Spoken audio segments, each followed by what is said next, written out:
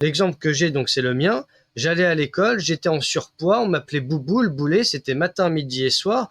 Je rentrais chez moi, j'avais pas internet, j'avais la télévision, j'avais les activités, les loisirs, la famille. Mais le lendemain, je revenais à l'école, au bout d'un moment, j'avais plus envie parce que moi qui aimais apprendre, me faire insulter matin, midi et soir, me traiter de tous les noms, me faire cracher au visage, dès la sixième, ça m'est arrivé, ou encore en cours de sport, parce que le milieu du sport, on parle souvent de la drogue, du dopage ou des affaires gravissimes de viol, etc.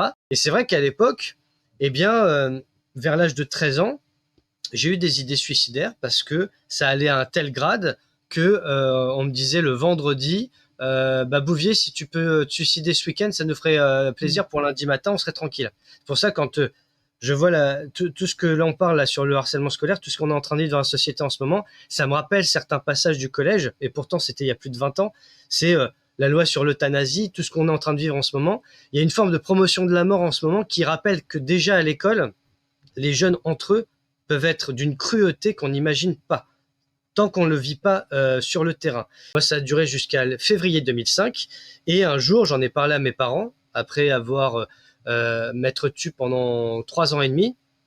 Mon père était policier, donc j'avais aussi peur des conséquences, parce que je connaissais mon père, si j'en avais parlé, il aurait déboulé à l'école, et ça aurait pu être pire que mieux. Et finalement, quand j'en ai parlé un jour où j'ai été menacé de mort, eh ben, mon père est intervenu le soir, et il a chopé les deux gars qui m'agressaient à la sortie de l'école et il les a ramenés devant tout le monde. Et là, du jour au lendemain, ça s'est arrêté. Personne n'osait m'approcher parce qu'ils avaient tous peur que mon père se ramène à nouveau.